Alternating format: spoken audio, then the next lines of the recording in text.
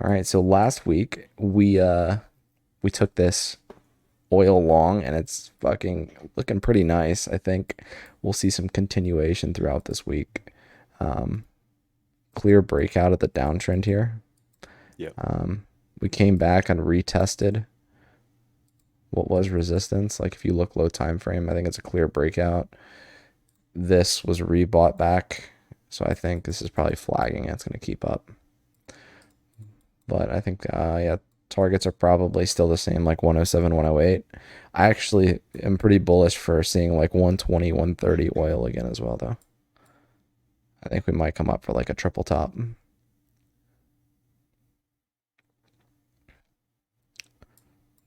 Do you chart oil or any commodities, Follis? No, I think I think we had this the Same last time I came conversation? on.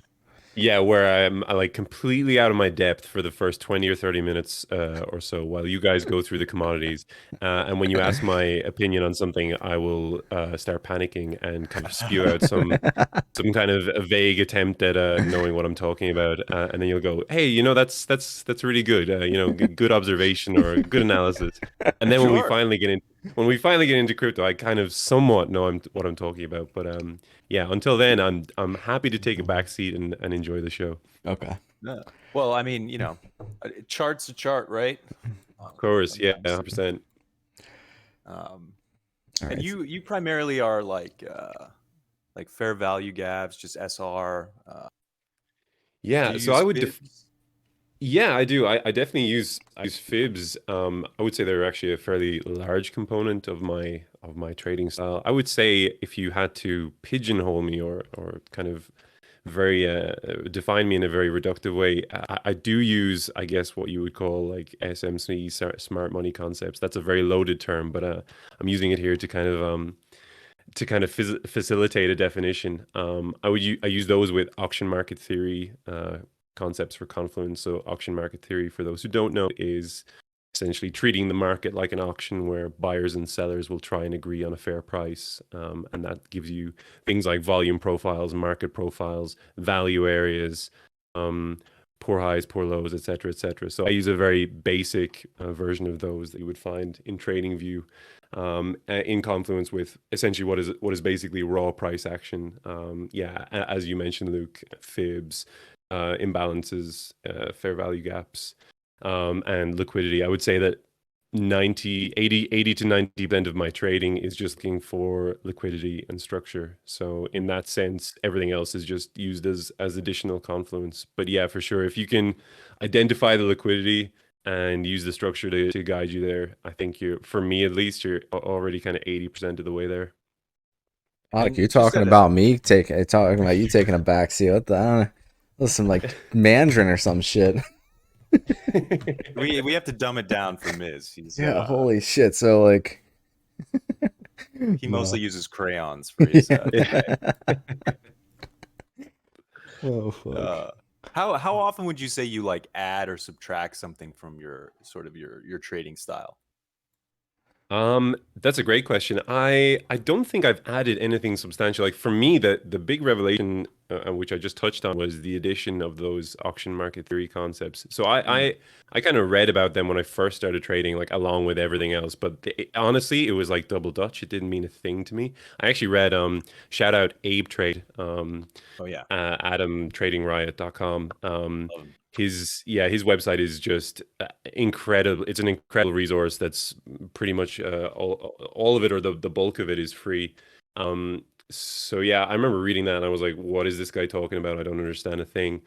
It was only then, like maybe a year later, after developing like a good kind of fundamental understanding of price action dynamics, that I returned to it and I was like, holy shit, this stuff is great, because actually a lot of the things that he's describing, a lot of the things that auction market theory describes, go hand in hand with price action. I mean, you have, liquidity residing above equal highs or below equal lows. Well, that's just the same as poor highs and poor lows in auction market theory. Or you have like single prints in auction market theory, which are just areas where the price action was extremely thin. But that's the same as an imbalance or an inefficiency in price action, and so on and so forth. You have these um, you kind of have this funny realization where, like, well, hang on, all these guys are describing the same terms. They're just using they're arriving Right. at the same place, but they're coming at it from different approaches, that was a really enjoyable thing for me to actually kind of get a grasp on and to learn. So I would say, yeah, that was the last like major addition to my quote unquote repertoire, and that was like, I guess that was like sometime at the start of this year, like early 21, but that's kind of it. Like that's pretty much the only like major addition since I settled on price action trading. That's kind of been it. We won't go into the early days when it was like GAN fans and fib levels and like everything that fit on the screen. It was just going Ichimoku on. clouds. Oh, everything, literally everything. Bollinger Bands, volume profile, everything you could fit on there was going on. Yeah, the Korean Nice. special is the Bollinger Bands in the 1 minute. Oh yeah. Best indicator and time frame to Yeah, use for ever. all your trading. And make sure you zoom in too. No, my favorite thing that you said though was like I don't use any like TPO, but TPO in particular, like Ronnie, like one of the people that I trade with, and like a lot of my horizontal and like trend lines, like specific levels, will be like very critical levels within like TPO charts and whatnot. So I think there's like a lot of confluence depending upon like different charting techniques or whatever you use. You can find a lot of consistencies throughout on like major levels are going to be major levels kind of regardless of how you're looking at the chart if you're looking at it correctly. Yep. Yeah, 100%. And that I find that, I'm sure you're the same. I find it very satisfying when you can kind of experience those confluences firsthand, where you're like looking at something from one angle and it lines up with something you're looking at maybe from a different angle, or slightly different angle, and you're kind of like, oh, okay, there's a little bit, there's something to this, multifaceted approach. Definitely. It is interesting, like the longer that I've just, messed with my sort of trading style or just looked at, so many different charts. It's wild to me how many sort of concepts line up to sort of the same things, which you can see with like order blocks and fibs and SR. Everything kind of starts to come together, and there's a ton of overlap. I don't know if you guys have noticed that. Just buy low, sell high, right? That's all you I got to think do. so. I think so. Don't overcomplicate it, you know what I mean? Just Yep. simple approach. I would like to say that it's that simple, but in reality, I think I spent the first like 12 months of my trading selling low and buying high, and that's kind of, I think that's a similar story across a lot of You mean you stopped trading doing that? world. Wait, you guys making money? Yeah, what? You got Uh, Oh, so good. we're all just joking though, chat. Yeah. Right. Yeah, All right. all very highly Right. probable traders. Holy shit. Okay, All right. let's try Yeah, and let's work get some through some of charts. these tickers. Yeah, Yeah, so quickly. same thing here. I think we're gonna head up and probably hit my target. So trade remains valid. Um, Same thing here. Look at this. So we had drawn like this was a deviation. And we expected a move up. I guess the move up is happening now. So let me just adjust where. Look, see, look how right I was. Yeah, Just like that, boys. too easy. Yep. But yeah, I think this was kind of deviation level. I think we're gonna move up and at least take out. I would say first area would be like 6.9. 6.9. I think if you might get a pullback here, and if it cracks above this level, this guy's gone, and we'll head it here. Yep. 7.7. So yeah, I think that's what I keep an eye out for. Another Yeah, move up. Europeans in chat, might want to Rip. buy an extra sweater. Rip me. Yeah. That sucks. We have our oh man, look at this setup. This was a good one too. We'd be printing. Holy shit, look at us. Yep. God damn it. I know. The scribbles are gonna stay too because this is pretty accurate. So I think this Goldman Sachs index is gonna continue up to like 720. I still think I'm pretty confident in my target. 720 looks good. Check out And the for the people that don't know what that ticker is, it's a an index of commodities, metals, oil and gas. I think some agricultural futures as well. corn and You wheat can and just, shit. yeah, I think so. It's a pretty broad index, but I think it's more weighted in metals and oil and gas than anything. So um, it's worth keeping an eye on. Yeah, and like generally speaking, if this goes towards the upside, like risk on assets usually chop or bleed off. Hmm. It's not a direct correlation like ES and BTC, but I think there's some alpha in kind of keeping an eye on this. Definitely. U.S. 10-year broke down, I guess, last 2 weeks, chopped around the bottom, and now it looks like it's heading back towards the upside, which is not great for us. Nope. I think we just, if it reclaims this trend line and just continues up and up, I think not good news. But in a sense, like I guess this is, I don't know how accurately you can chart these like this, but I would say you'd have one more drive up to make a new high, and that'd be about it. Yeah, this one's really tricky for me to have like a where does it stop point on the chart. Yeah, I would say it's probably a clean reclaim too. At least take out the high. Yeah. And what high is this from? Like, is this like a 10-year high? I can't remember. Yeah. Yep. Awesome. Great. Yeah, very good. Good deal. So yeah, I mean, I'd expect like for at least some time to be spin up here. But I think policy needs to like shift stance, right? For these things to come Yeah. back down. Yeah, this is not like 100% the market itself. This is Fed policy as well, Yeah. as far as I know. Yeah, but I think charts are forward looking generally speaking, so Absolutely. you kind of already see it here happening. Like there was no bear div, and now we have one possibly forming.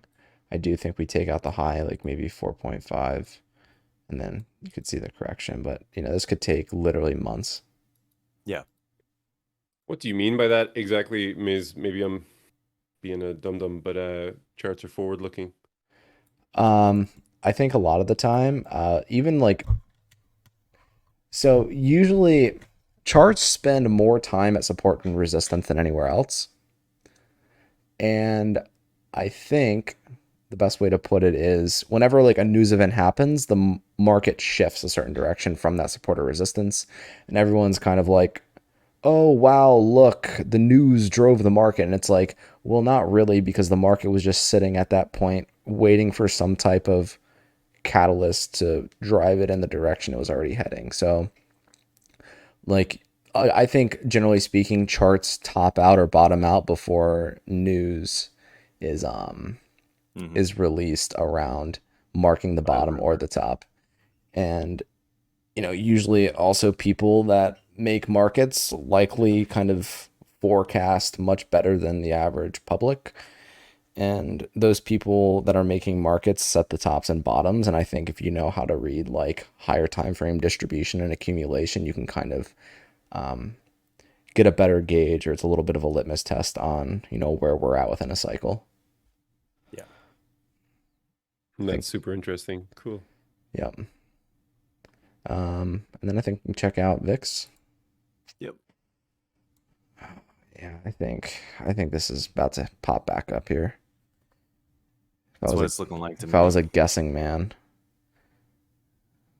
I mean, it did. Yeah, if I was a guessing man, this is going to run back up to like here next week. Not good for Yeah, for the corn. S&P. Yeah. Yeah. Oh Not good man, for we got longs. some major dumpage happening right now too. Yeah, I'm just Oh, watching it now. I'm just watching my position. Yep. All right. So yeah, just keep an eye out. I think if we get back above like 30 on the VIX, I think you're going to see some major downside. yep. Check out gold quick. Yeah, so we still didn't get our trigger, and this is we're close to it, but not yet. We had a breakout of the trend line, but this could have just been a stop run of these equal highs here. Hmm. Um, so I think back above 1730 is whenever you're probably good to get long and put your stops down here. So again, I'll throw the setup. Throw the setup Is in that this. the number of years it takes for Yeah, I know. It's the trader to take actually, profit? bro. Actually, so like think back above here, you aim for here and put your stops like down here. I mean, it's still a pretty good trade. It's like, you know, what is this? Like a multi-year range, and you have the possibility on buying range low with like a pretty decent stop. So I would say like this is a pretty high hit rate. Like if you were to get long here, the chance of taking range high is quite likely. But you know, you're waiting, you're fucking, you know, retiring by the time you're taking profits in the position. Yep. Yeah, I mean, So it's not like this kind of an entry is presenting itself on a, on a weekly basis. So, if more like a, century basis, I I don't know. know, monthly, yearly. Yeah, so this is something I So, would just keep an eye out for. Is like that again, back mhm, above like 1720, showing some strength. I think you probably get long. yeah. No trigger yet though. All right. You trade gold Yes. futures? I don't, but you know, we trade digital gold. Yeah, the new paradigm. Yeah. Have you heard of it? Yeah.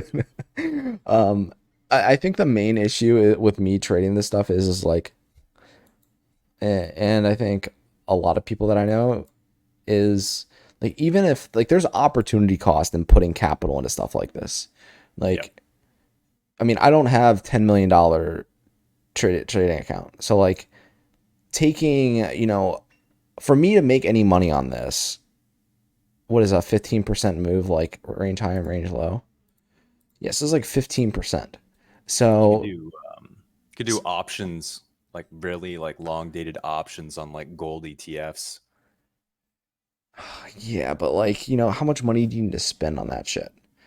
So like Probably a for lot. 15%, like what do I want to make on this is a multi-month trade. I would need to be making well into like the six figures. And for me to make well into the six figures for like a 15% move, I need like an extremely large chunk of my portfolio to, I mean, if not the entire thing, to be put into this trade.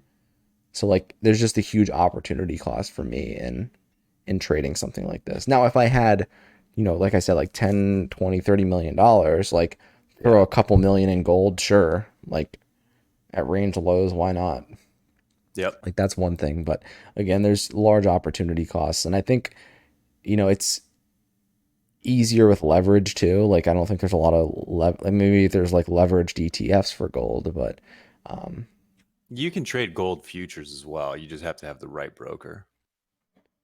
yeah, you probably Yeah, have to have a lot of money in like the brokerage to be able to have access to that stuff, right?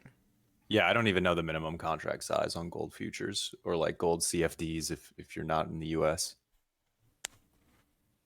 yeah. My understanding of like trading gold and silver on those brokerages is that you could like crank the leverage up to like 500x. So you were making bank off like a 0.2% move. You know what I mean? Oh, Yeah. really? Yeah, I think so. I think it was Trader Main who said that on stream that because that's he trades pretty sure he trades silver and possibly gold as well. And he was like getting super excited about a it was like a 0.5% move and like people who have probably never traded a day in their life were like, well, that's not a lot. You can't make a lot of money off that. And he was like, well, no, because I'm leveraged, I'm 500x leverage. So I mean, that, if that's the case, I mean, it kind of changes the story. Why not? yeah, yeah. But yeah, like even at a, I know like, doesn't Femex have some gold futures and FTT too? Yeah, yeah. FTX, I mean. So Femex has just their gold ticker, and then a lot of exchanges will have like PAX G, which is just tries to track the price of gold. And on FTX, you'd be able to get 20x. On Femex, it's probably 20x. So No, if you're looking Femex, it's for, actually 100x. is But it really? like, yeah, but like, I think with any sum of money that we would be interested in, you're probably getting slipped. I mean, like Oh yeah, you got to limit multiple it. And percent. It's Oh yeah, I yeah, don't think they have any kind of liquidity to. I mean, you're yeah, better off probably doing Pax G on like Binance if you can. yeah. Anyways, moving on. Let's check out ES. Oh wait, we should check on ExxonMobil first. 'Cause we Oh were yeah, in well, it. that last one. Okay, Yeah, yeah, last yeah. week, So last one. Dude, look at this. There it is. We said it'd be moving up towards 116. What did it hit? It hit 113. I still think it's moving up. I mean, this is like a breakout. This is a continuation play. This is so fucking strong. I mean, I think at some point, um, it runs stops, but there's no, I mean, it's in price discovery now, yeah, there's isn't it? no bearish divs at all. Like nothing and nothing about market structure is bearish. Yeah, It's wild. this is all time highs. So looks really good. Look at that chart. It's amazing. Okay, let's check out ES quick. It looks like an altcoin chart just before like A mid dump. 2021 altcoin chart. Yeah. So yeah, this is just this downtrend channel. I mean, we're coming back up. I would say like what this is like mid range, broke out of mid range of the channel, and now it's back under. Yeah, looks like a pretty ugly rejection. I think it's also like a weekly run of the highs. This looks terrible. Yeah. This looks so bad. Let's hop down on the daily. It looks like it's rejecting back off the Mm-hmm. top side liquidity block. Um, I was pretty confident that the low of the year was in. I still think it might be, but this is just going to be some range bound chop. I don't think we're going to be getting much of a trend. Yeah, I think we visit like at least closer to the lows, at least once more, bare minimum, in my opinion. Yeah, let's hop in this H4. I mean, this just looks like fuckery. I mean, look, it's even Just the looking at it here, it's H4 just too. like a structure shift basically, and a little bounce up to fill that imbalance, like the displacement left from that move down, and yeah, now further downside to be expected, I would say. Yep, I Mhm. think you come down to at least like 3620. Mm-hmm. I think that's kind of an area to look for some type of rebounds. Because again, this is just range high, range low. It's just a range bound play at this point. And I think that's kind of the main thing is I think the downtrend might be over. You Like think? not saying that we can't go down more, but I think it might be like one of these things where it's like that might happen, but I still think it's going to be like just range bound like bearish chop or like no new money's coming in and it's just shifting like the same hands and you're just trading within like a 10-20% range on ES. Do you want to pull up the 2018 chart to see the since we're going into the midterm elections in the U.S. We could pull up the 2018 time period, which is like November 2018. Just out of So, curiosity, what was it looking like? oh, terrible here. Yeah, I mean it's generally at the beginning of the month, so like November like Yeah. 5th or 6th, I So believe. right So here. like yeah. So basically, okay, yep. So if we are expecting something similar to happen regardless of outcome, I mean this could potentially line up pretty nicely with running the low again. Yeah. Um, is it when did the presidential announcement Oh, I happen? think that's like I mean you can announce pretty much any time, right? But generally it's like a year to 2 years before. Well, do we know like this was this a catalyst? I'm just assuming that this is like right around the midterms of 2018. So, Yeah, for sure. But um, I'm saying like December 3rd. oh, So I I feel don't like know this if, may have been a catalyst. That doesn't look like natural PA, yeah, I mean, it especially could around line this up time with other frame. things as well. Like, like were there Fed announcements at that time? So I was just curious to see what the chart was looking like in 2018. Yeah, for sure. But yeah, I mean, like you said, like it does look like really unnatural, and then like a nuke, and then actually like some very natural uptrend. Natural uptrend. Hey, Guys. not in, Natural uptrend. not after 2020. I know, I'm just fucking with you. But yeah, I think Oh god. I think that's actually something to think about, that depending upon like what the midterms bring out, we might rerun the low and then put in like some type of higher time frame bullish div to have a drive Yeah, out.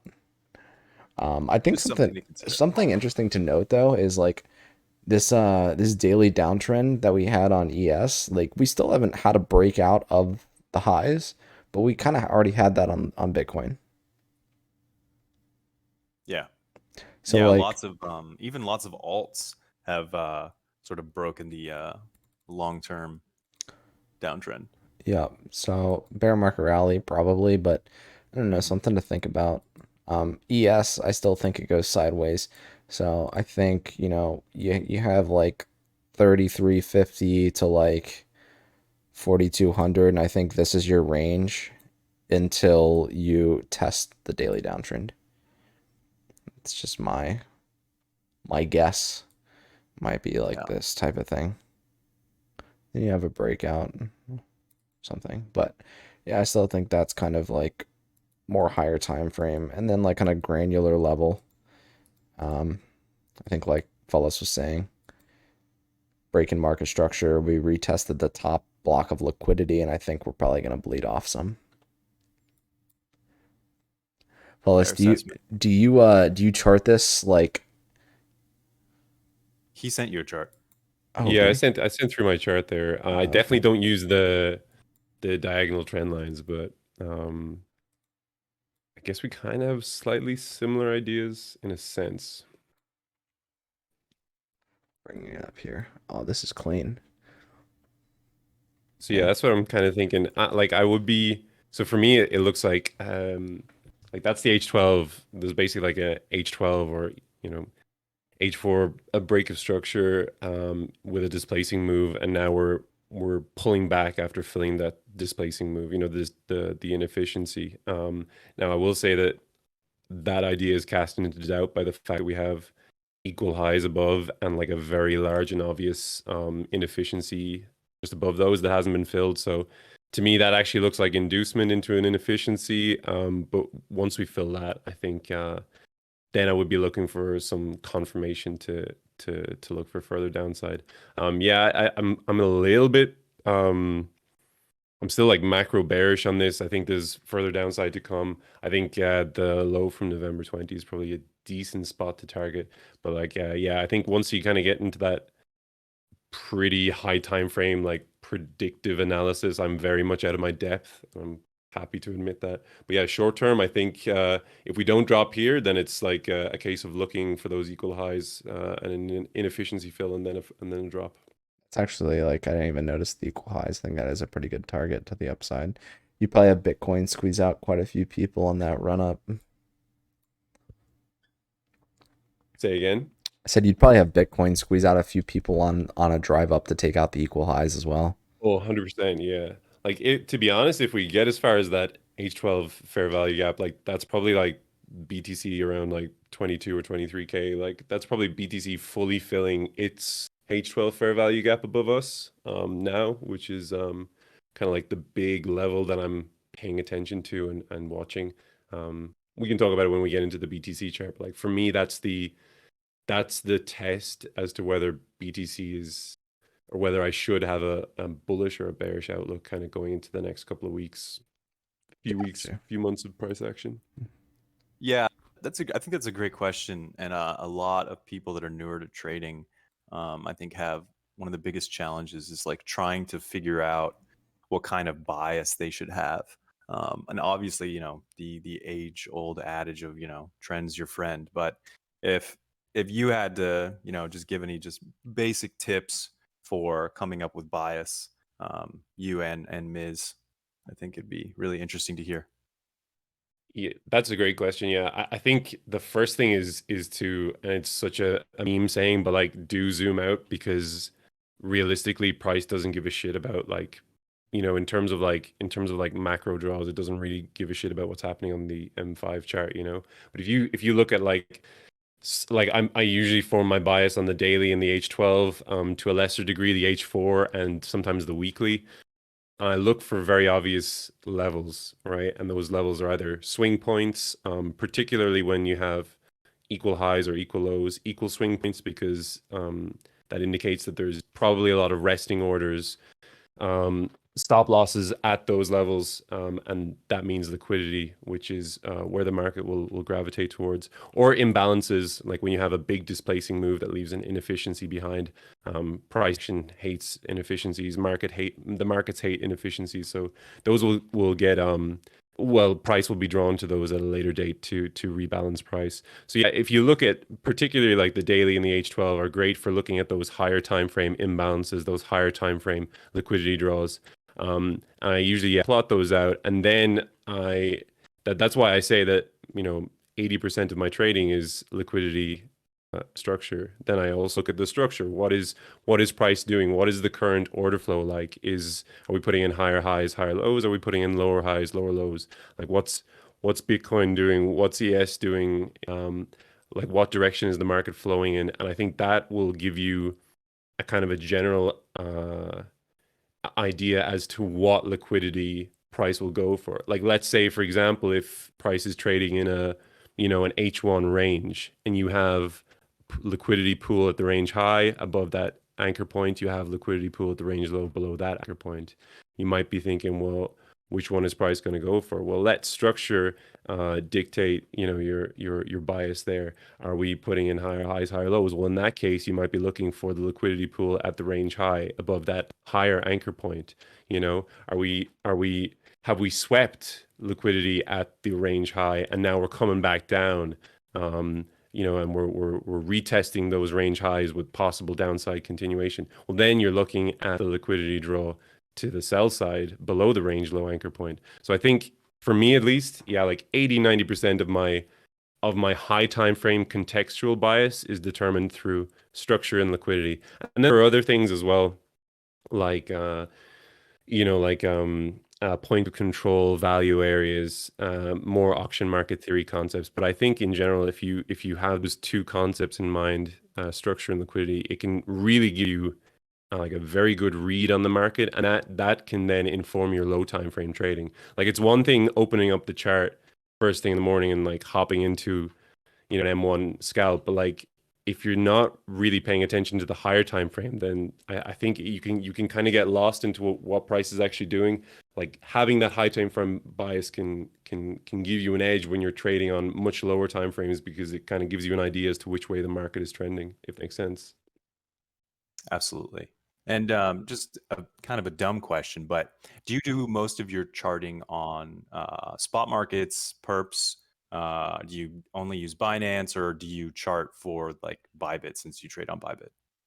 Yeah, so that's a great question. I do almost all of my charting on Binance Perps, and the reason why is Binance Perps have the highest liquidity, to the best of my understanding, unless things have changed. They have the highest futures liquidity in the crypto market. So for me, that's a better indicator of like the validity of levels. So for instance, let's say if you're looking at your chart, you're looking at a Bybit chart, and price puts in a low, and then a couple hours later it puts in another low, and you're looking at those lows and you're thinking, wow, those are even Stevens, there must be a lot of liquidity residing below those lows, and you form your bias based on that.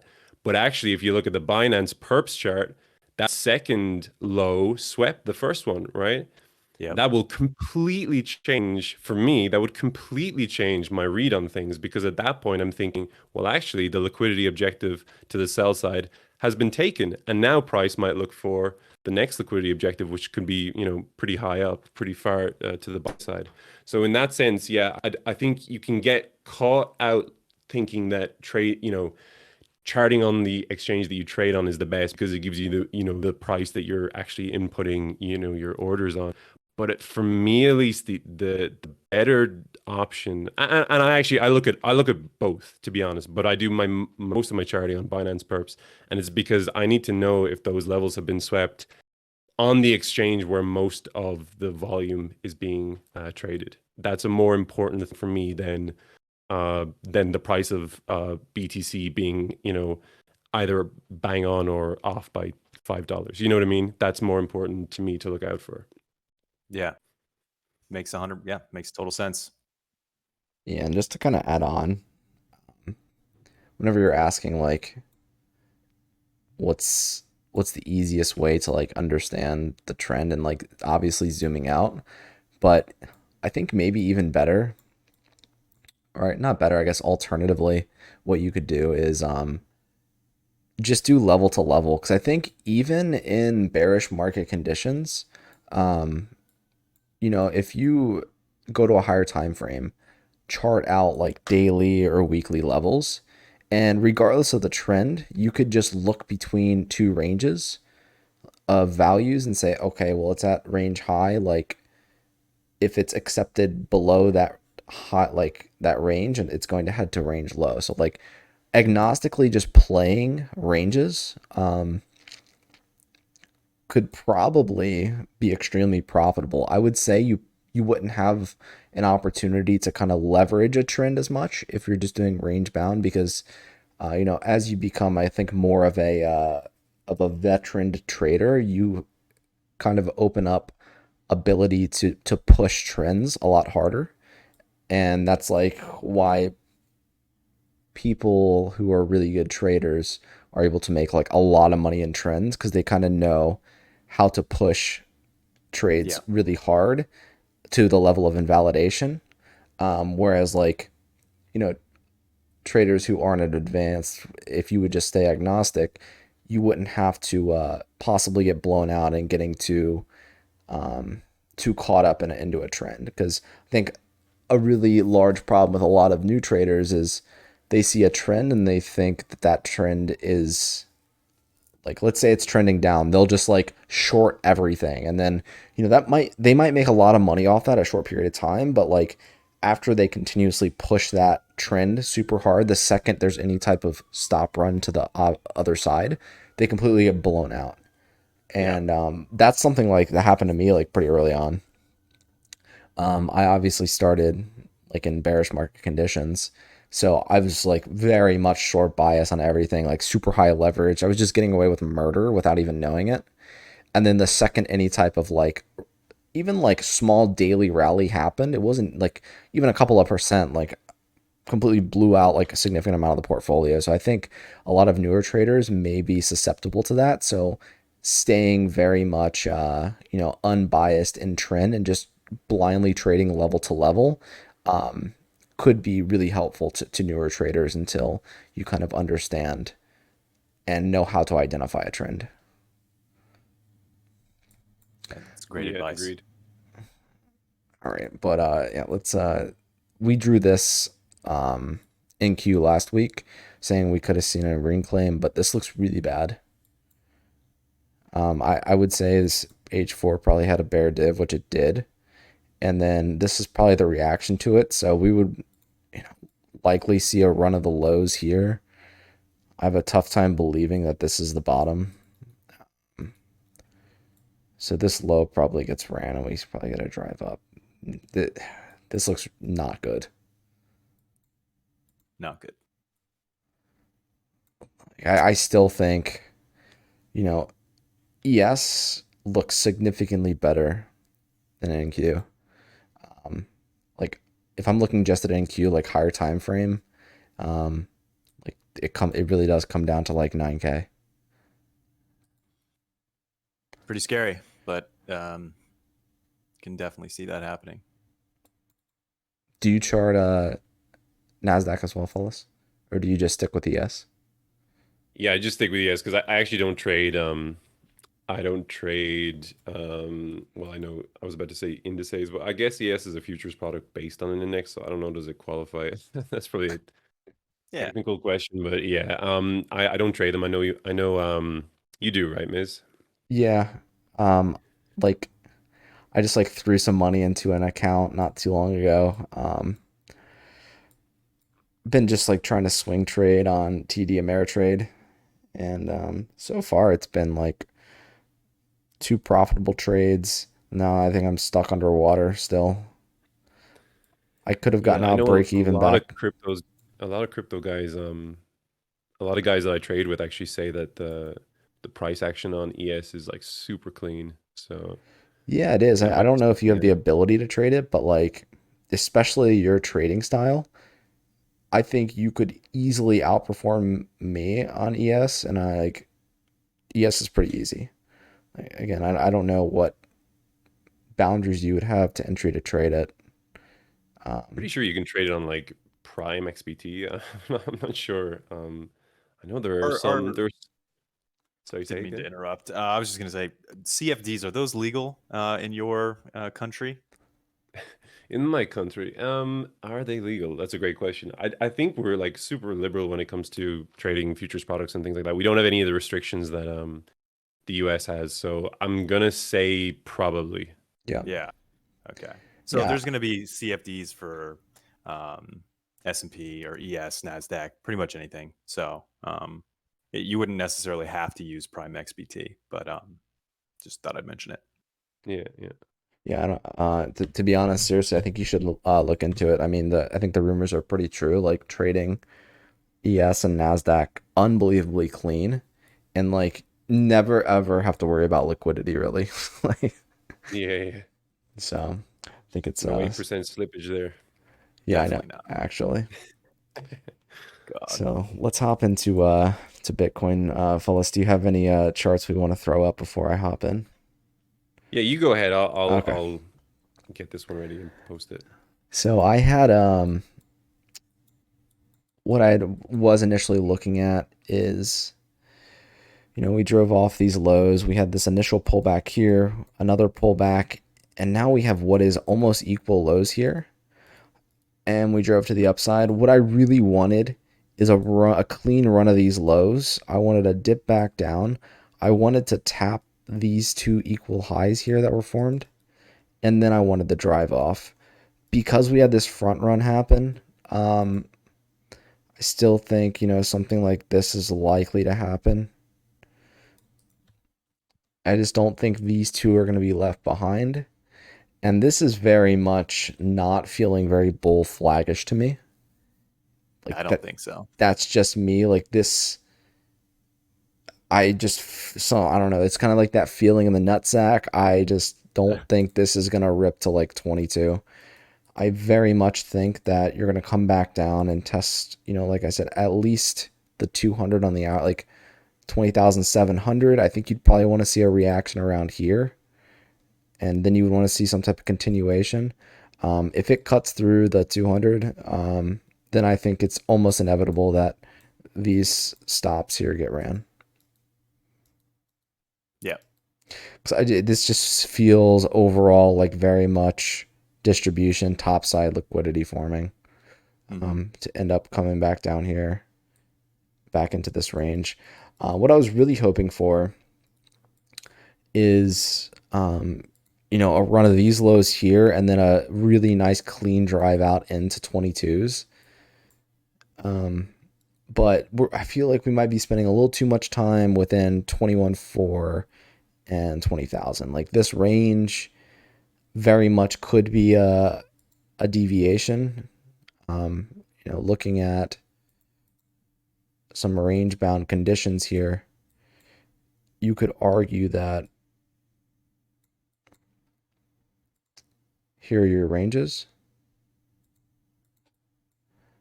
and this would be a really nice deviation on the daily. Be super Yep. ugly. And then I would argue that this is probably range. So here's your two ranges, and then you have your larger range here.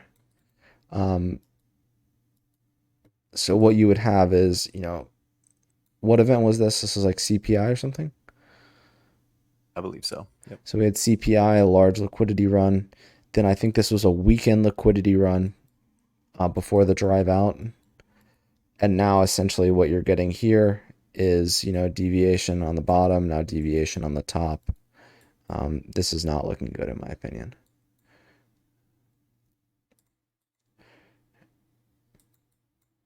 It's like we've got Follis sent us a chart. Okay. Yeah, because it's on streamer mode, I don't fucking see the notification pop up. Here we go. All right. Give us thy wisdom.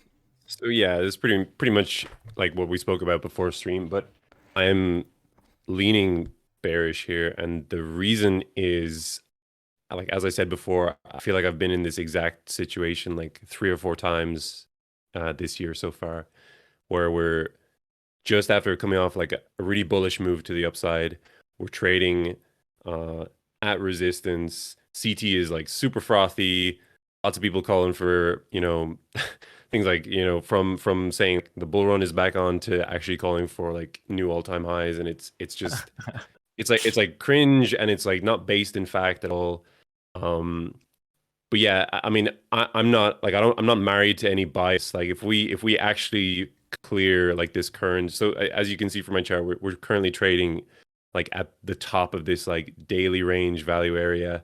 We've just pipped the like that massive H12 fair value gap EQ, which is like an important level to watch when you're filling an imbalance, because it's 50% of the imbalance filled, and now we're kind of pulling back a bit. Even if we do sweep these current highs, I honestly, there's a high there around 23K, which I've marked. If we clear that and we kind of find acceptance above that level, yeah, I'm fully on board the bull train, and like I'll start flipping my bias, because I'm not married to this bias at all. But right now, where we are now, it like I have to treat this like a range. I have to treat this, we're trading at range high into resistance.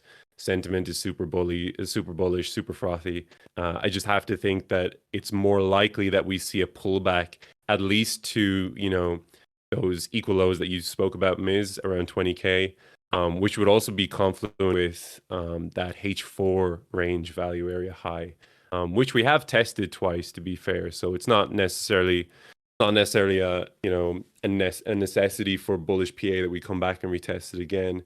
But yeah, I do think that like getting like mega bullish here is probably, even in terms of like just it doesn't make a lot of sense to me. And again, I'm so happy to be proven wrong if we actually show some strength. But like just taking into account like the macro and kind of where we're trading at the moment, I think the OR favors a downside move here. And then, like if I get blown out, I get blown out. Because I'm actually short from like 21.3. And again, if I lose that trade, that's completely fine. I'm happy to be proven wrong. But until that point, until we actually start clearing that high just to the left of your cursor now, Miz, yeah, exactly. Like for me, any price action below that, it just looks like we're just filling the inefficiency left from that super, super strong impulse to the downside, which left that massive fair value gap. So like that's textbook bearish PA. Super strong impulse to the downside leaves a massive displacing inefficiency, and you get this slow grind back up to fill some of the imbalance, and then you get further downside. So until that idea is proven wrong, that's the one I'm sticking to. Yeah, and that slow grind that you talk about, that's just distribution. Like, yeah, yep, exactly. All of poor Chad is just buying, hoping for 100K tomorrow. No, I'm joking. But no, this is super. Wait, you are? Yeah. This is like such a clean chart, and if I had to put money on it, like someone's like, right now, does this high get ran? I don't think it does before we clear out the equal lows. Because I also think something to think about here is, look at the previous price action we've had down within this entire like 20 to 25 or 18K to 25K range. How many times have we continued to drive off of equal lows? I can't find a place where we've driven off equal lows in this instance. We've always went back and cleared out equal lows before driving to any type of higher price. And like that's expected. We're within like a large range at what is could be macro, lows, but macro low range can last a really long time. Like we don't need, not going to drive, very unlikely we drive out of here. So I think, this type of consolidation at a low, this was just a bait. Like this was a bait. People got blown out on this drive up, and I think now it's distributing, and it's going to be the real drive down. It's just my guess, and like this is kind of like a bread and butter setup for me too.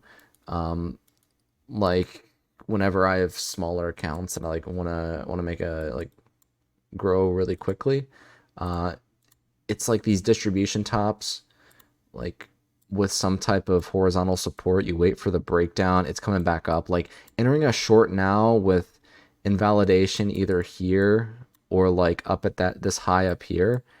I mean, this is like a wide stop, but I think this could actually go pretty deep if we end up puking off of here. So some type of setup, I think, like this would be a pretty good trade.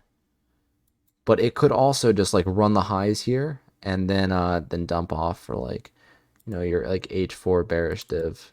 I think that's also could be very much likely. But that's like another thing that I kind of wanted to bring up is like recently, I don't know about you guys, but I've been adjusting like my trading style a bit. I think the market has been much more reactionary recently. So like I used to use like hard stops a lot more. Like I stopped using hard stops and I've decreased my size a bit. And now kind of what I'm doing is everything's reactionary.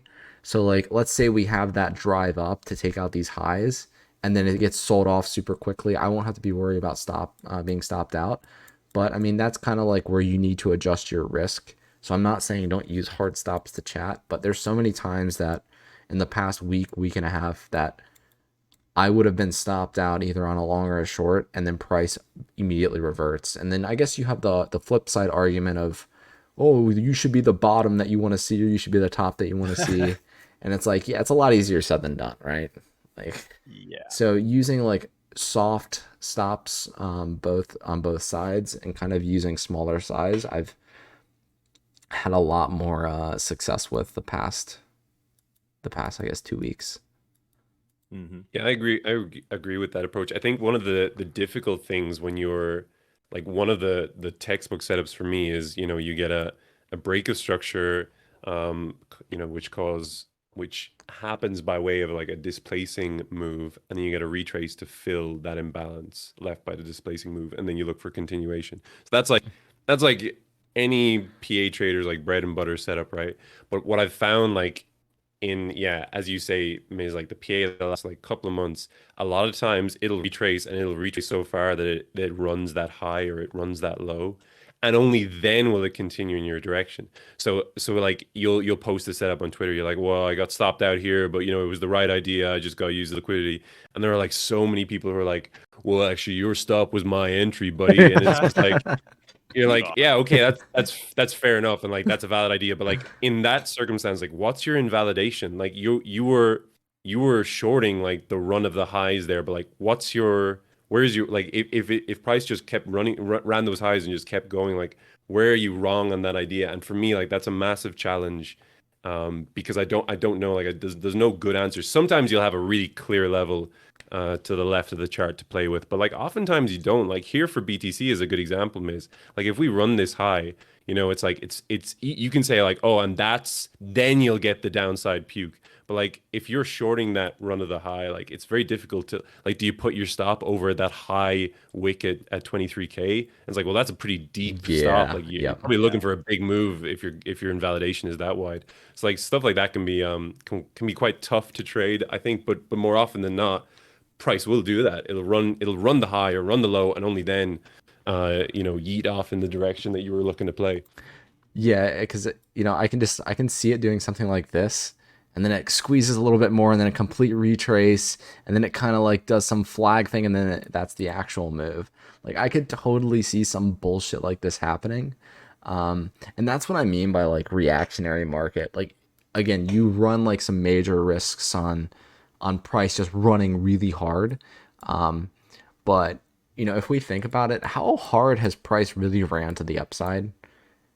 Like, if you're short, you can be like really lazy with shorts still. Like, even Yeah. in like what I would consider an uptrend, you're very much more in a better place, I think, shorting than longing. And that's someone who I've only been taking longs that, like, not only, but I Oof. think I'm like S&P. 91% of my trades the past 60 days have been longs. Like, that tells you like how much long bias I am within this range, I guess, because we were sitting at these lows for so long. But yeah, like 9 out of 10 of my trades have been longs. And now that I'm saying it, like, oh, you're much safer being short because you can get out. I still think it holds true that you could probably short a lot of these areas and then get out at least break even if you're not using hard stops. Like, let's say you short here and price starts to run to like 21.6, 21.8.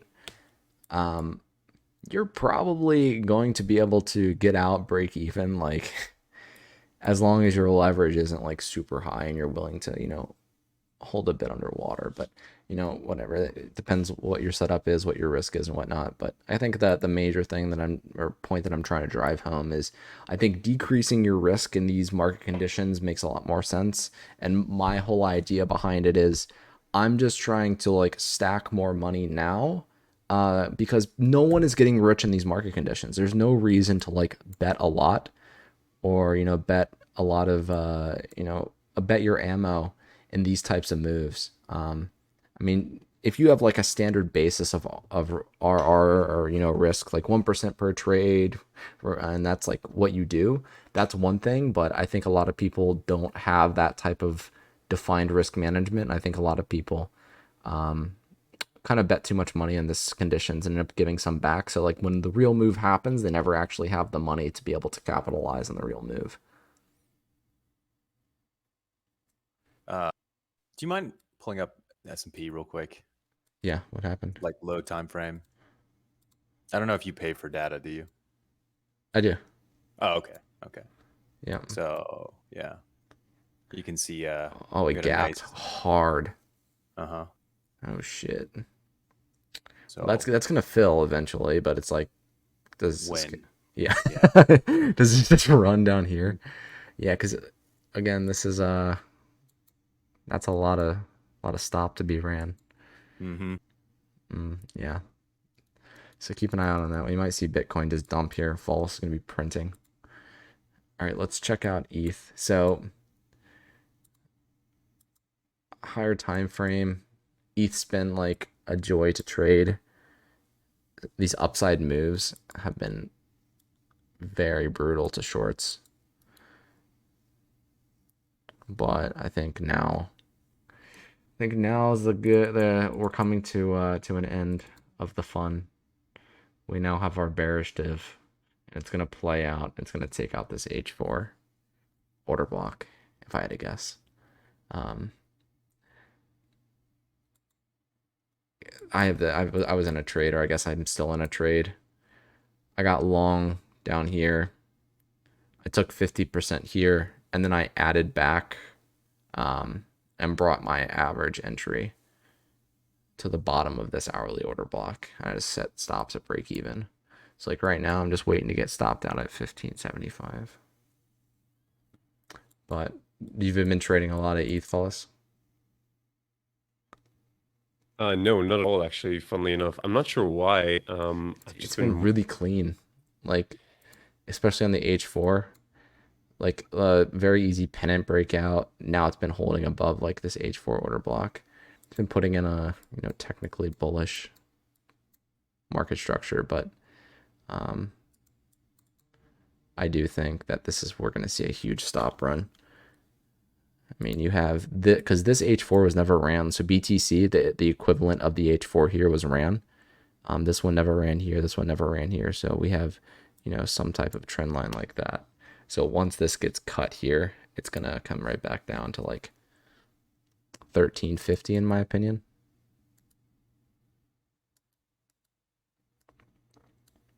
Just I'm gonna send you ETH BTC because I think it's one of the more Yeah, for sure. I've been saying it for a long time. I just think it's the prettiest chart in crypto, even though I don't directly trade ETH BTC. If it plays out, it'll be like the cleanest 3-tap setup you've ever seen. Obviously gonna play out. Always does. Oh yeah, Oh wow, yeah, that is cool. Yeah. it's a great chart. It's so pretty and like yeah. So yeah, this is the 3-day chart, which isn't like not a time frame that I pay too much attention to. You can also basically see this exact price action on the weekly as well. But yeah, essentially you have like for those who know Rect Proof, he has one of his bread and butter setups is a 3-tap setup. I'm sure other people came up with this before him, but he's the guy I learned it off where it's you have a range forms and you get the initial anchor point of the range is the one of the points that form the range. You get a sweep of that point, in this case a high, which takes liquidity, it takes the resting liquidity, and then you have a retest of that sweep, right? So here I've marked it out as 1, 2, and 3, and typically after the retest of that sweep you look for forceful move back inside the range that breaks structure, and then you look for a retrace that fills the imbalance of the structure break, and then you look for a move towards the range low. Now so far like this is played out like this will be put into like trading textbooks if this plays out. Like if this goes to range low now, even if this moves into the lower half of the range to fill that weekly fair value gap, like it's unbelievably clean, right? You just have a 3-tap, you have a retest of the sweep, you have a break of structure. The weekly fair value gap was filled like pretty much to the tick, or close to it. And now we're seeing some signs of exhaustion of this current kind of move up. And yeah, I'm actually just for this chart alone, I think if the market pulls back here, ETH will give a great short. Yeah, and I think what you would see is so aligning the two. We have, like I said, the liquidity here, here, and here. And I think once one of these gets cracked on your chart, you're gonna see like the expansion into the weekly fair value gap. I think it'd be super interesting to see. But this could 100%, yeah. easily puke. Yeah, we've seen it before. I mean, that whole move up, so from the blue kind of deviation of mark below the range low to like the number 3, like that was the merge narrative from like kind of like June, July, all the way up until like September. And after that I was thinking, okay, well, like the merge narrative is done now. ETH can puke, and like pretty much it's I mean, ETH itself hasn't exactly done it, but compared to the BTC pair, it's been pretty clean, right? We tested that deviation, we moved down. We actually spent like almost a month at the range EQ, just kind of chilling. Like we kind of moved a little bit below it, but now with this more recent bounce against the BTC pair, and yeah, it just looks like a bearish retest to fill that imbalance before further downside. So I don't know. I would love if it played out just so I could say like, well, it's clean as a whistle. You know what I mean? So is there a reason that you're shorting BTC over ETH?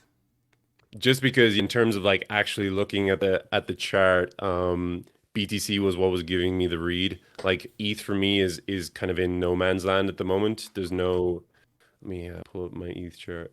Gotcha. Like high time frame, we're actually nowhere. I'll send it through to you at the moment. Kind of nowhere. Like in the high time frame range, we're actually not too far off the range EQ. So for me, it's almost a case of like trying not to diddle in the middle. Now I know ETH is, I know correlation is a thing, but I tend to avoid trading ETH on the basis of BTC PA alone, if that makes sense. Yep. Like if I have a setup on BTC and I also think that ETH is looking weak, I'm not going to short ETH just because I think BTC might drop, because I've gotten caught out on that a few times before. Like if you're taking an intraday short on ETH, like ETH BTC can bounce like 1% or 2%, and that short is fucked. You know what I mean? Because Oh, I know. ETH is just showing. Yeah. I've been on the wrong side of that before, and BTC is nuking. So like Couldn't be me. ETH BTC matters. Like if you're charting the 3 day and you have a setup like that matters like contextually, but like in terms of like intraday plays, I'm not sure does it have so much bearing.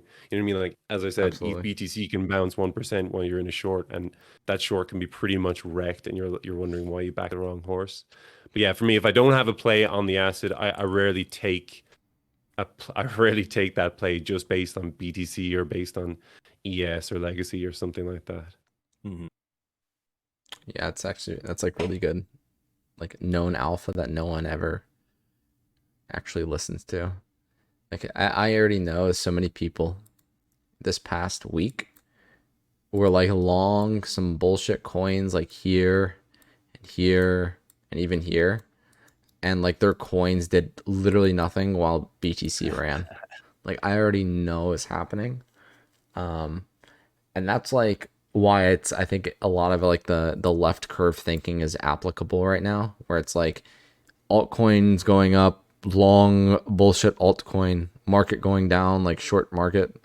I think like the left curve thinking is very much positive EV right now. But it usually is in crypto. Right? Yeah. Yeah, this looks really bad. It's like looking at Bitcoin in the hourly. This is definitely gonna puke. Um, I just sent you my ETH daily. So there's nothing new to report here. It's pretty much the same as what you were looking at. I'll toss it up. Anyways, Yes, that's kind of what I was looking at. I actually like I visualized this kind of higher time frame macro range here, so you can see that we're actually not that far off the range EQ. Like we're much closer to the range EQ than we are the upper quadrant of the range. So for me, it's not necessarily something I want to short with conviction just yet. Now that might change depending on the PA we get over the coming days and weeks. And to be honest, it does make sense that we would pull back from here because we've swept a high into a daily FVG, and we're now reacting from that. And as you rightly point out, there's liquidity below us and an imbalance below that. So yeah, it looks pretty good. But I would actually be thinking that that yeah, you could even consider longing here once you got around the range EQ. It's kind of confluent with that sweep into that imbalance, and it's also those OT levels there, which I've marked out. That'd be an interesting place to see what the reaction is like, and to also see what ETH BTC is doing at that point. But yeah, for me, as I said, that there's no the play here isn't a strong one because we're so close to the middle of this macro range that it kind of just it's just not an area that I'm as keen to get involved in. yep. Yeah, it makes sense. And I don't know if you're like if you also notice this, but just like as like a general pattern, like this type of like pattern here when stuff like is trending up and then it starts getting really congested at the top, it tends to just kind of run off to the downside like really quickly. Yeah, yeah, 100%. Yeah, I think I've actually seen you discuss those kind of I guess I don't know what you would call them, like price dynamics on stream before, and like I always learn a thing or two because it's a very like you seem to have good accuracy with these scribbles, and it's funny because it's not really a way that I look at the market myself, but but like sometimes yeah, like I'll watch you stream. Wow, BTC is really going for it, huh? Yep. Yeah. The whole Really market. dropping. But yeah, that idea of just yeah rolling over after a period of consolidation at highs there wouldn't surprise me. Yeah, and it's like everyone can always do like the whole inverse thing too, and I think it's just like a really good low. And that's kind of like the whole idea on why I thought this was like a low forming because this is just to me is like a very much of a low formation. And a higher time frame we can hop back to those like summer lows as well. They were like right here, like very much bottom formation. So I think going back and kind of whatever, it depends upon your trading style, but I pull a lot of like data historically from my brain and kind of apply it to like current structure and like where I see it going. And like that's what I was saying. Like this is very much a like a bread and butter setup for me that I think this comes back down and takes out these equal lows like super quickly. I someone in chat said Yeah, Solana's just Yeah, rugging. Oh man, I was not home all weekend, and my Solana position was gone, but I think it ran to TP. Nice. Down 12% on the day. This Christ. looks bad. Yeah. I actually missed a lot of profit though.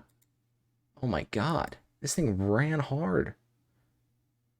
It was Oh my gosh. the Google Cloud news. Yeah. What was the news? I didn't even know.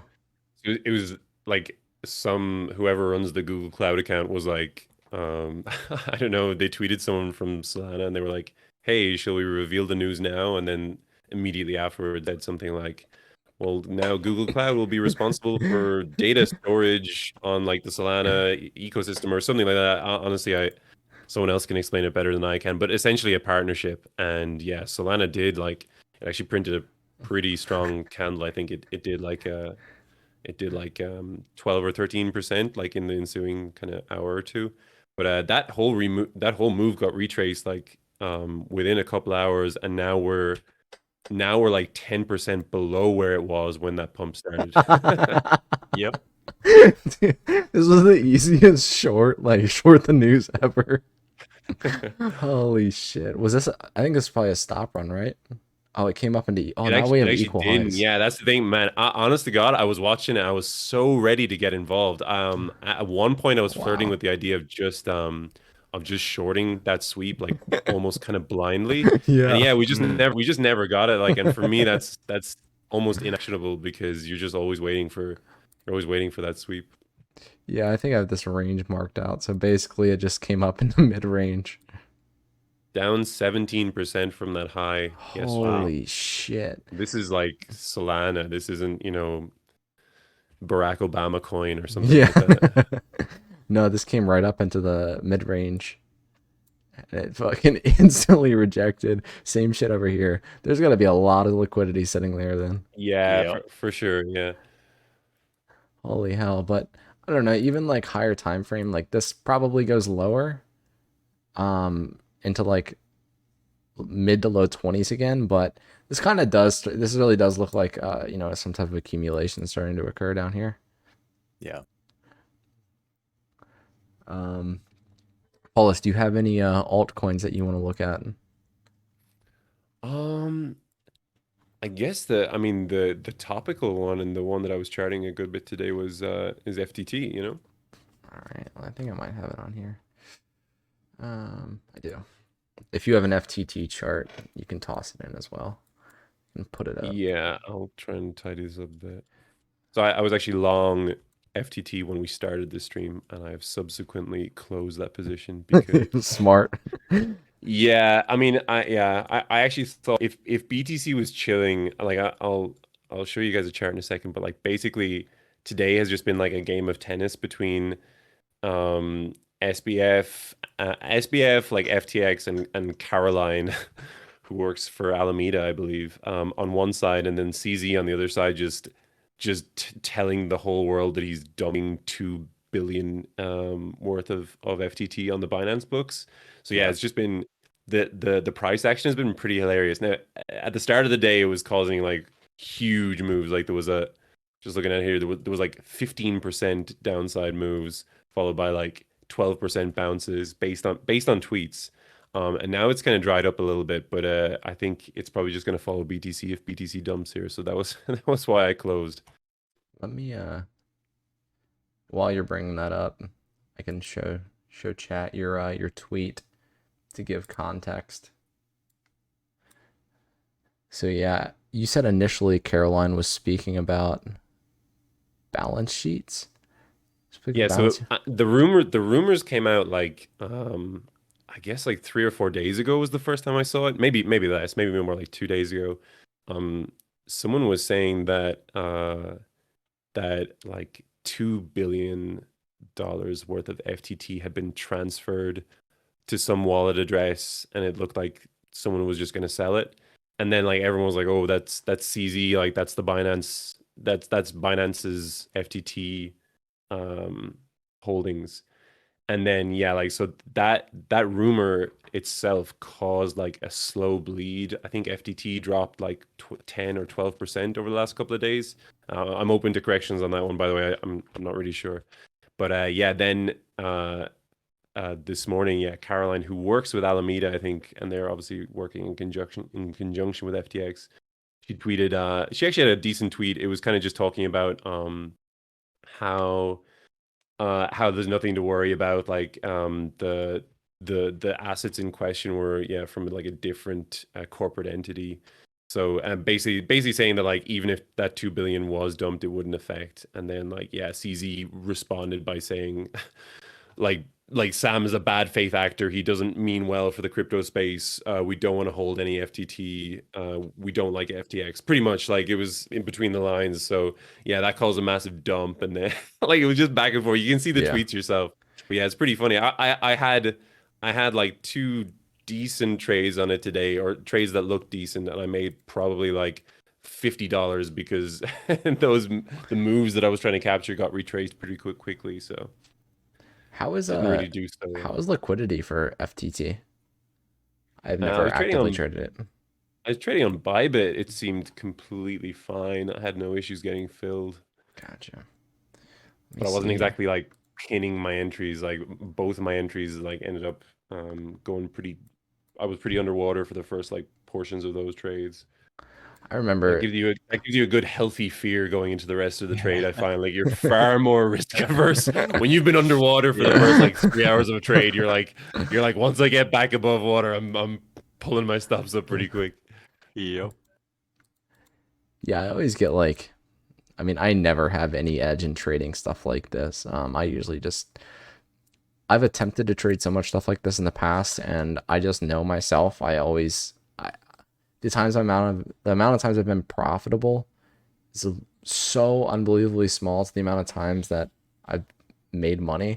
It's not even like worth me trading this stuff. I wish I could be like a news-based trader, because I think that it's like almost fun, right? Like hopping in back and forth depending upon who says what. But First ever $500 trade I made, and I remember this so well. It was literally Elon tweeted something about Doge, and I just market bought like, I don't know, a relatively large position for what I was trading back then. yeah. And it like went from like $0 profit to like $80 profit to like $500 profit, like pretty much as soon as the page, could refresh, and I just market Oh sold. my Uh, god. yeah, and it was like 15 seconds, you know what I mean? Yeah. I was like, oh, the dopamine just set in, like the rush. Like my That first was hit of fun. heroin. Yeah. Yeah, exactly. And it's all been downhill since then. Yep. But I'm looking at the FTT chart here. I don't know if you threw it in yet, but it looks like an H12 OB is just currently holding what is like the largest top ever. Like this looks like, if this loses $18, I think it's gonna go down so fast because there's nothing there.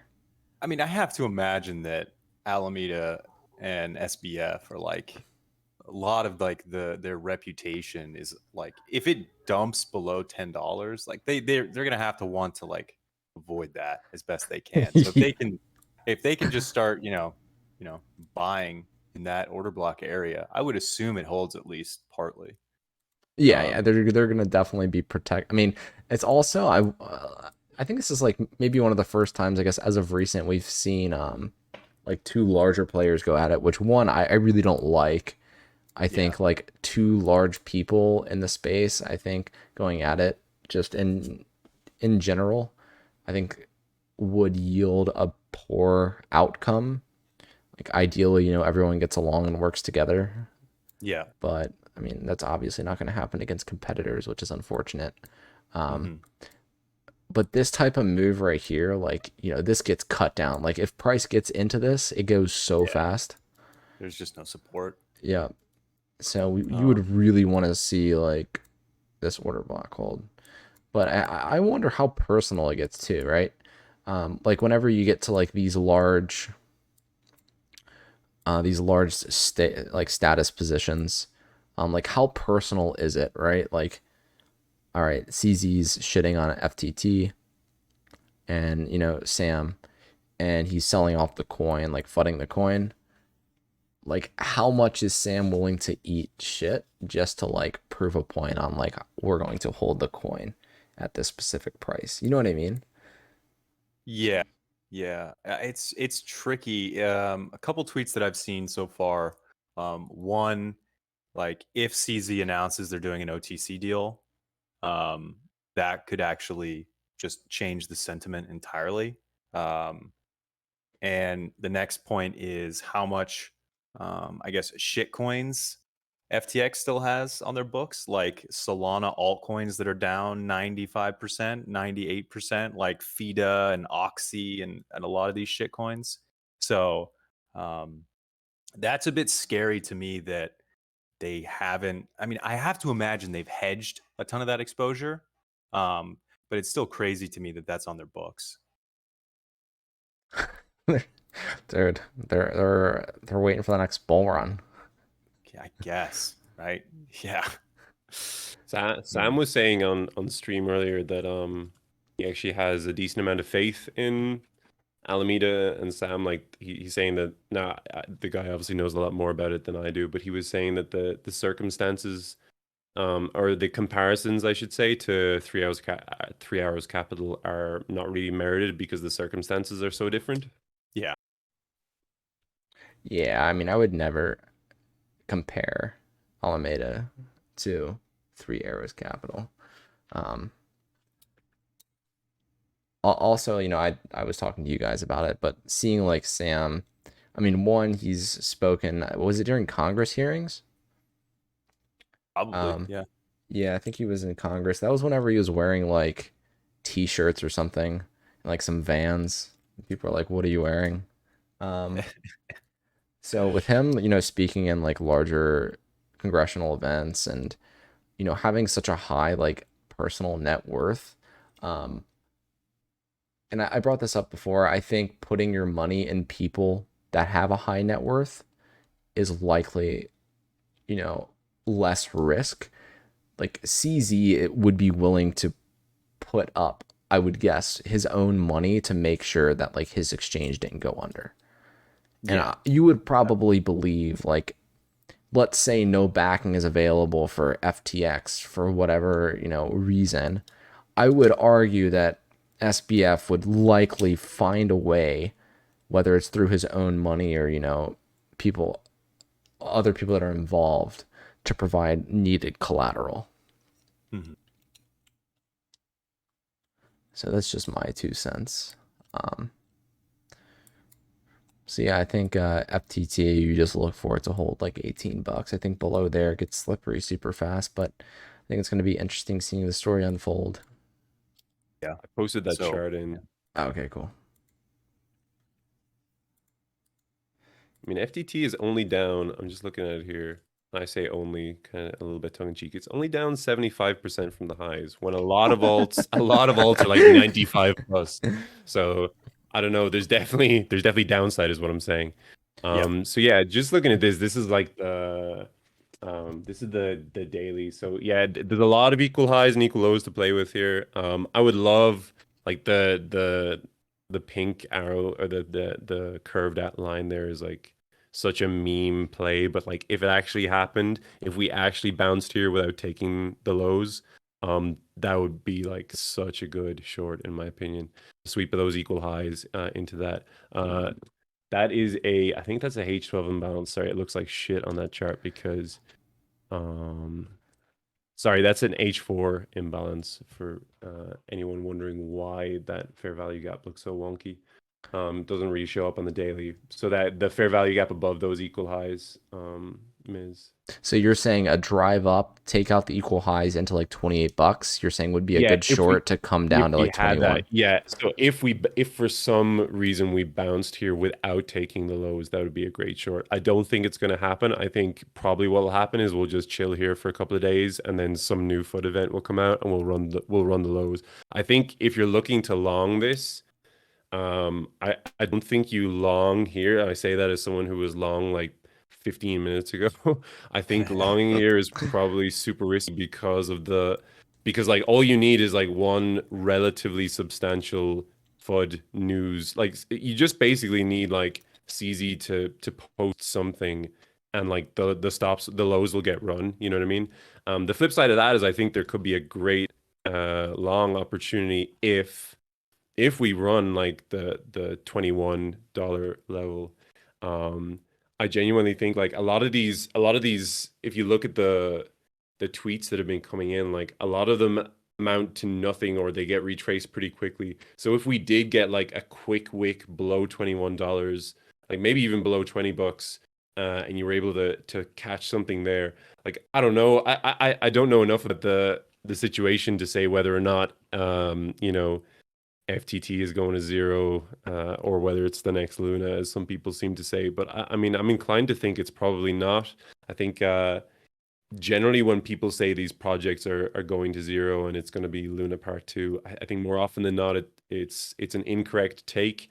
And a lot of the times you see when these news events cause a sharp downside move, when these FUD news events cause a sharp downside move, more often than not, that's retraced as soon as like the market sentiment flips and people start to realize that there's nothing really substantive about the price being driven to the downside.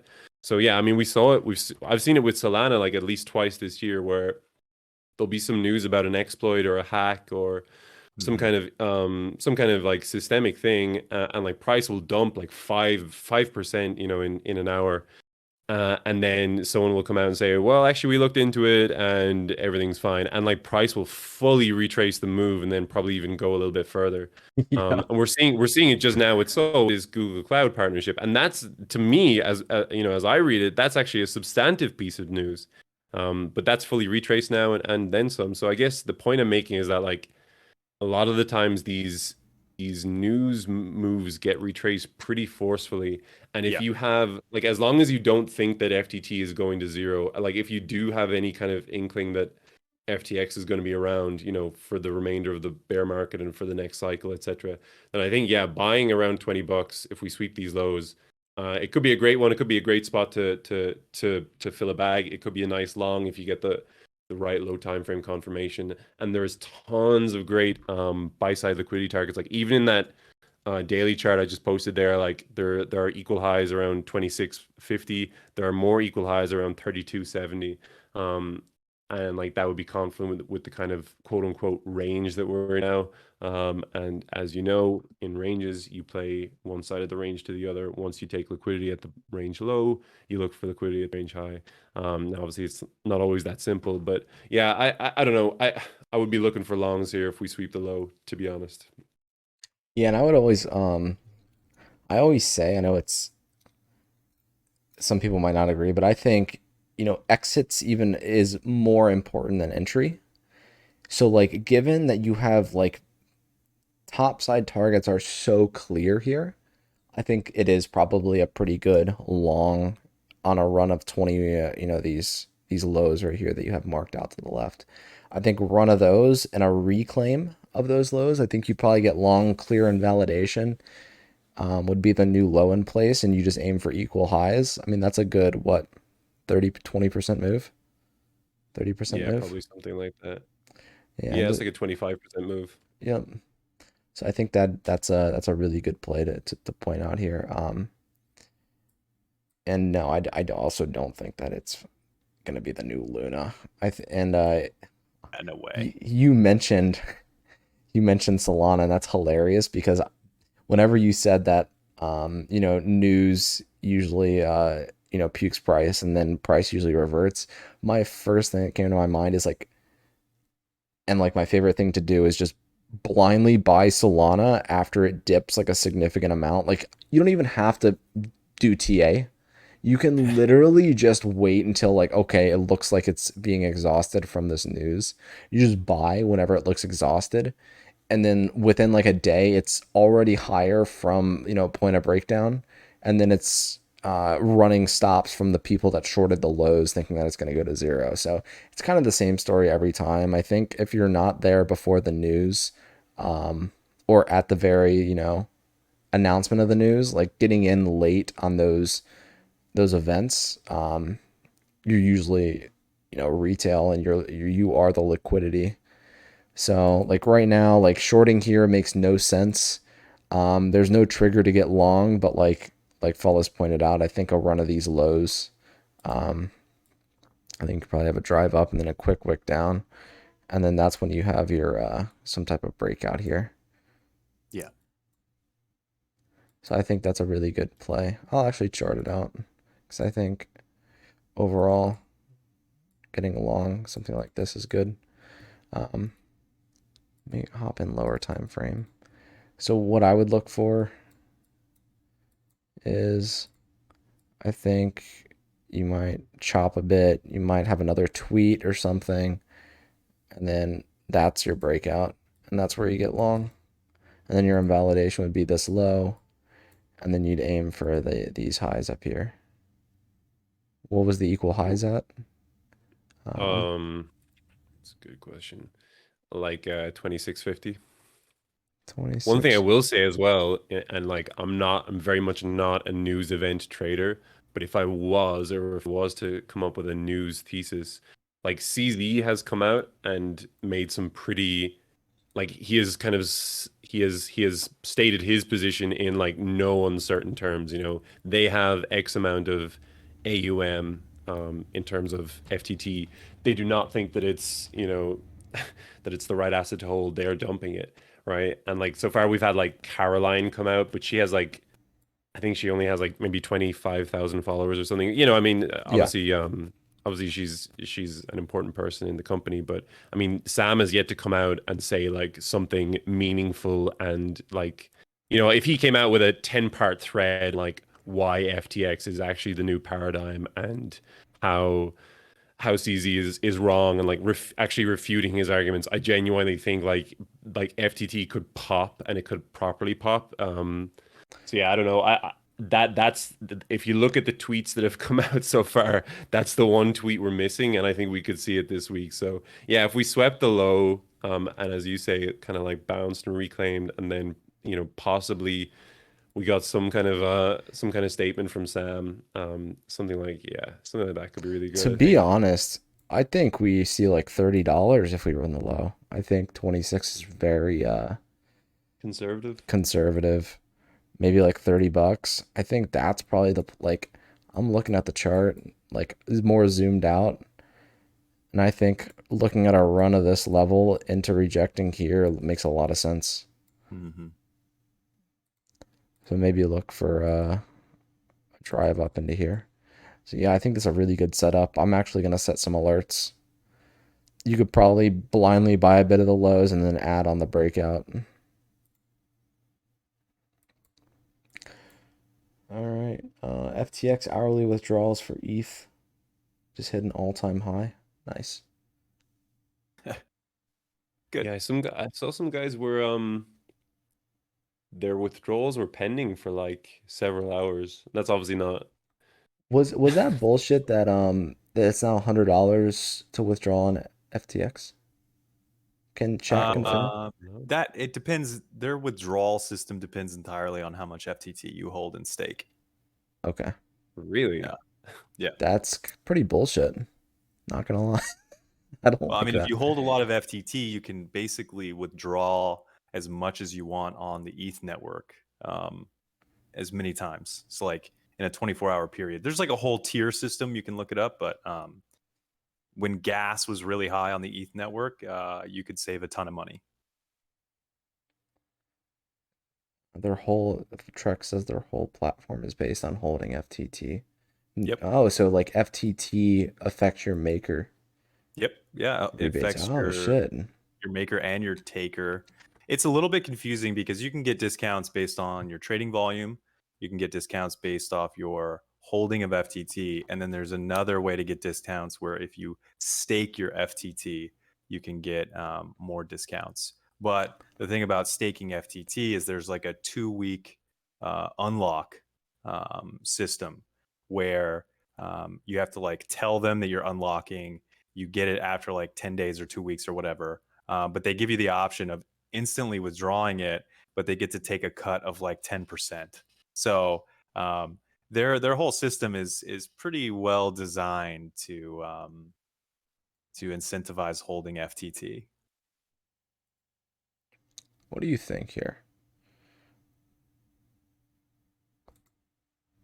So you see something like this?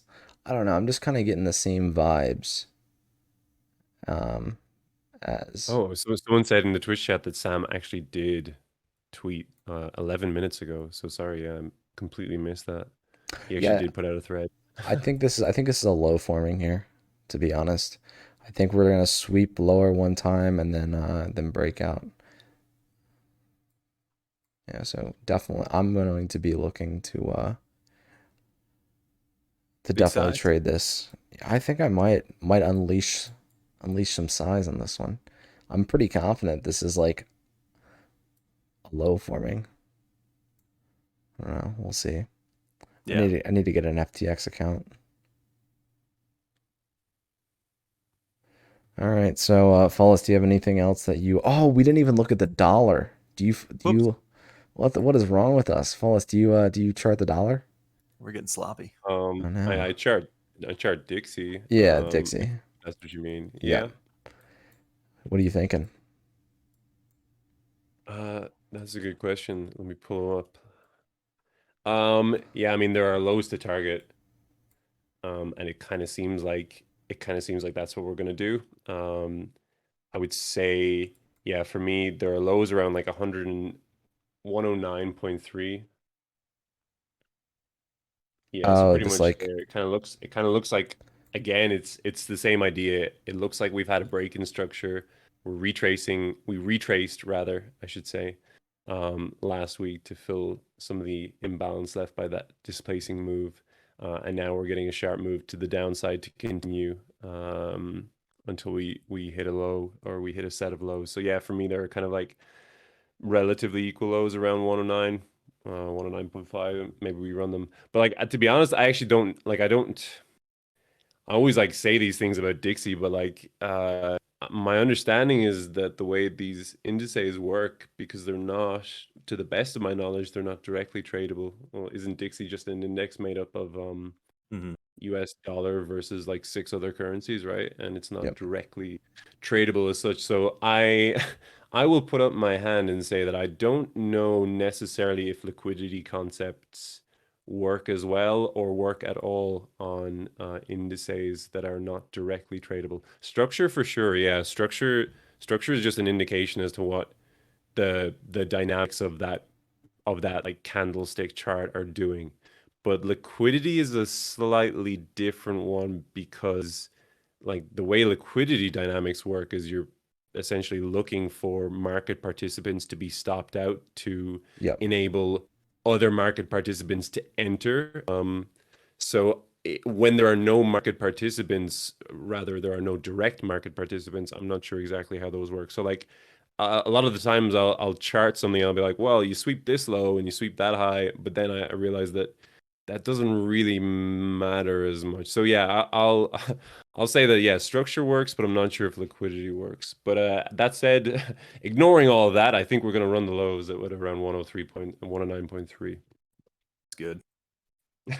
I hope. I hope so Um, too. I don't know. I'm curious on how it plays out, but like if I have to guess, I think we might come down. We might run those lows, but I think we might do this. And then I think we might get another, like something like this, and then that's your pull off. But I It don't would think, line up pretty nicely with the commodities lines that we've drawn. yeah, I don't think the high is in. I think we'll push into 116 before end of the year. It's rough to Well, say. for the sake of my short, I hope that's the case. But honestly, Uh, if I'm looking at this and I'm removing my bias, I think it looks like we go down. But yeah, honestly, it's tough for me to say. I really, really fucking hope. Just give me a trend into the end of the year. That's asking for too much. Oh, I know, actually. All Crab right. market forever. Well, Yeah, well, yeah, well, you can wrap this up. yeah. If you, Luke, do you have anything else to add? Any Uh, coins that you want to check out, or?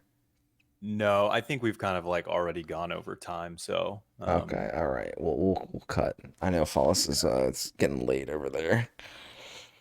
A little yeah. bit late. coming up to midnight. You know, I got my gym jams on. I got my hot All cocoa right. steaming beside me. So yeah, I gotta get ready. All right. Well, thanks for hopping on, man. I appreciate you. Yeah, Yeah, chat. Say thank you to Follis in chat. Thanks for stopping by. Be sure to follow Follis on Twitch. Follow him on Twitter. Any other places? that's kind of it. I mean, for the moment, I'm just staying focused on the Twitch thing and the Twitter. But yeah, no, it's always nice to come on stream with you guys. I had a blast. It's always a good time. And as I said in my tweet, it's always nice to leverage Trader Samwise's Twitch account to boost my own following. So Yeah, he's always a created an win-win. ecosystem. Yeah, exactly. No, all jokes aside, guys, it's always fun to come on with Miz and Luke. So yeah, thanks a million for having me, and yeah, hopefully I'll catch you guys around soon. All Yeah, right. for sure. Cool. Thanks, guys. Awesome. and I'll, Talk to you later, we'll- guys. Thanks for tuning in. Yep. All right. See ya. See ya.